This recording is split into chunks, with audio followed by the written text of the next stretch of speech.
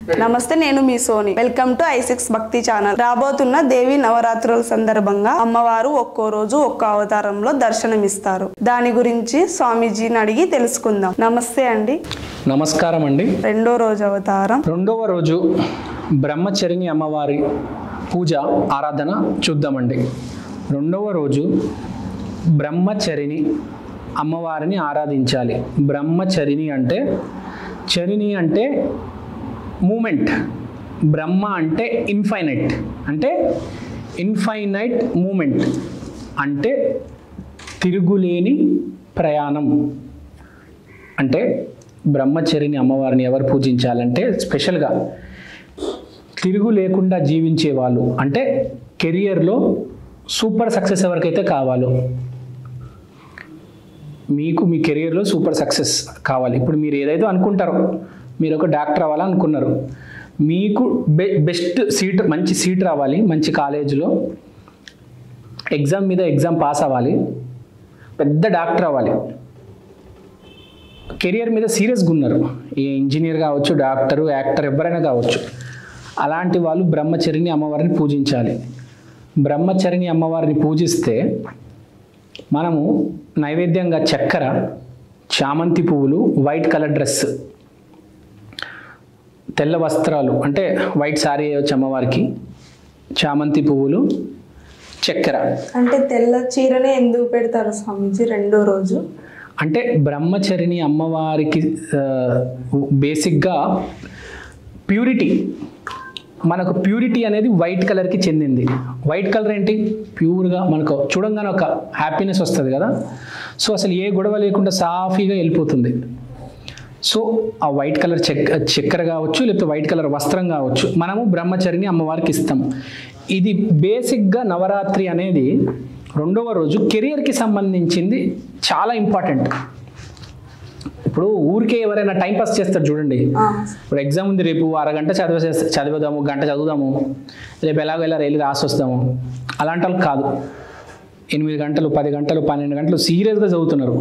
రేపు ఎగ్జామ్లో first rank రావాలి, స్టేట్ ఫస్ట్ ర్యాంక్ రావాలి, బాగా సీరియస్గా ఉన్నారు ఏదైనా విషయానికి, అప్పుడే పూజించాలి. ఎవరు పడితే వాళ్ళు పూజించకూడదు. మీకు సీరియస్నెస్ ఉంటేనే పూజించాలి ఏ విషయం మీదైనా. ఉట్టిగా ఏదో వచ్చాము, అలా పని చేసామా, వెళ్ళిపోయామా, వాళ్ళ కోసం కాదు. ఇది ఏదో సాధిద్దాము అని వచ్చాము, అలాంటి వాళ్ళ కోసమే రెండవ రోజు బ్రహ్మచరిణి అమ్మవారు. ఊరికే కేర్ ఫ్రీగా వచ్చి ఏదో వస్తారు, ఊరికే హైదరాబాద్కి చాలామంది ఊరికే వస్తారు, 5-6 సంవత్సరాలు ఉంటారు, వెళ్ళిపోతారు. అలాంటి వాళ్ళ కోసం కాదు బ్రహ్మచరిణి. ఓన్లీ కెరియర్ అండ్ సక్సెస్ కోసమే బ్రహ్మచరిణి అమ్మవారు ఉన్నది. మీరు ఏదైనా గట్టిగా అనుకున్నారు, కెరియర్లో ఏదో ఒకటి సాధించాలి, ఒక డైరెక్టర్, మెడికల్ డాక్టర్, హాస్పిటల్ పెట్టాలనుకుంటున్నారా, ఒక డ్యామ్ కడదాం అనుకుంటున్నారా, లేకపోతే ఒక బట్టల షాప్ పెడదాం అనుకుంటున్నారా, ఏదో ఒకటి చాలా సీరియస్గా ఉంది కోరిక, నేను ఎలా అయినా చేస్తాను, దానికోసం ఏమైనా చేస్తాను అనుకున్న వాళ్ళకి మాత్రమే బ్రహ్మచరిణి అమ్మవారు. ఇంకోటి, బ్రహ్మచర్యం ఎవరైతే తీసుకుందాం అనుకుంటున్నారో వాళ్ళు కూడా బ్రహ్మచరిణి అమ్మవారిని పూజించవచ్చు. కానీ మోస్ట్ ఇంపార్టెంట్ ఇది ఏంటంటే కెరియర్ అండ్ సక్సెస్ కోసం ఈ అమ్మవారిని పూజిస్తే మనము కెరియర్ అండ్ సక్సెస్ కోసం, మనం కెరియర్లో సక్సెస్ అవ్వాలంటే ఫస్ట్ ఏంటంటే మన ఫ్యామిలీకి కూడా కొంచెం దూరం అవుతాం. మీరు కూడా ఆఫీస్కి వెళ్ళారు, పొద్దున్న 9 నుంచి రాత్రి 12 దాకా ఆఫీస్లోనే ఉన్నారు అంటే కొంచెం ఫ్యామిలీకి కూడా దూరం అవుతారు. అలా అని పూర్తిగా దూరం అవ్వరు.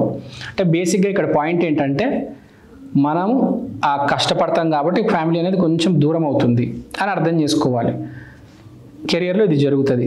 తర్వాత నిరంతరం 18 గంటలు కష్టపడుతుంది అమ్మవారు. తెలియకుండానే మీరు 18 గంటలు కష్టపడతారు డైలీ, అంత కష్టపడతారనమాట. ఇప్పుడు మీరు సాఫ్ట్వేర్లో చూసుకుంటే కోడింగ్ చేయాలి, మెడికల్లో చూసుకుంటే ఆపరేషన్లు చేయాలి, రోజంతా పుస్తకాలు చదవాలి, మందుల గురించి, ఏ తిండి తింటే మనకు ఏమవుతుంది, ఏ డైట్ ఫాలో అవ్వాలి, ఇప్పుడు ఇక్కడ ప్రాబ్లం వస్తే ఏ బుక్ చూడాలి, ఏ డాక్టర్ని కలవాలి, రకరకాలుగా ఉంటుంది. ఒక ఫీల్డ్కి వెళ్తే ఇంకా దాని గురించే నిరంతరంగా 18 గంటలు ప్రాక్టీస్. ఇప్పుడు యాంకర్ అంటే మాడ్యులేషన్, అట్లా డైలాగులు ప్రాక్టీస్ చేయడం. ఇప్పుడు డాక్టర్ అంటే ఆ పుస్తకాలు, అవి మెడిసిన్స్. సో నిరంతరంగా ఎవరైతే కష్టపడదాం అనుకుంటున్నారో వాళ్ళ కోసమే అమ్మవారు రెండో రోజు, వేరే వాళ్ళ కోసం కాదు. ఇప్పుడు మీకు ఎంతో కొంత ఆరోగ్యం కావాలంటే మొదటి రోజు మీరు శైలపుత్రి అమ్మవారిని పూజించండి అని చెప్పా. ఓన్లీ కెరియర్ కోసం, ఇంకా జీవితంలో సక్సెస్, ఒక డబ్బు, ఎంతో కొంత డబ్బు చూడాలనుకుంటున్నారు, అలాంటి వాళ్ళు బ్రహ్మచరిణి అమ్మవారిని పూజించండి. చాలా సీరియస్గా ఉంటేనే పూజించండి, అనవసరంగా అమ్మవారిని డిస్టర్బ్ చేయొద్దు. ఆ సీరియస్నెస్ ఉంటేనే ఆ తెల్ల చీర కొని అమ్మవారికి ధరించండి, ఆ కలశం పెట్టుకోండి, సీరియస్గా చేయండి చామంతి పూలతో, లేకపోతే అసలు చేయొద్దు అని చెప్తాను.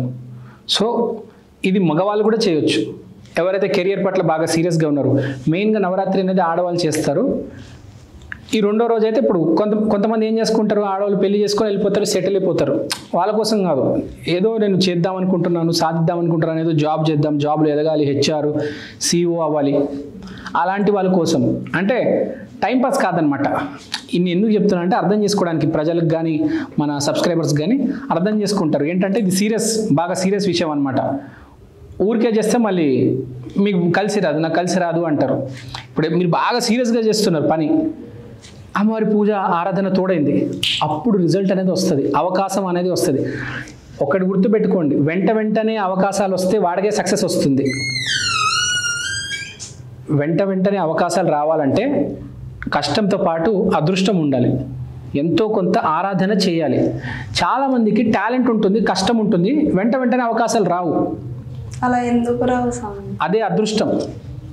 అదే చెప్పాను నేను. హార్డ్ వర్క్ టాలెంట్ కాదు, అదృష్టం తోడవుతేనే వెంట అవకాశాలు వస్తాయి. ఆ అదృష్టం కోసం మంచి పనులు చేయాలి, అమ్మవారిని కూడా ఆరాధించాలి. అమ్మవారిని కూడా ఆరాధించేది ఎందుకంటే మనలో ఒక సద్బుద్ధి వస్తుంది, ఎంతో కొంత మంచి చేయాలి, 10 మందికి అన్నం పెట్టాలి, 10 మందితో జాగ్రత్తగా మాట్లాడాలి అని. నోటికి వచ్చినట్టు దురుసుగా మాట్లాడుతూ 10 మందిది లాగేస్తే అదృష్టం కలిసి రాదు.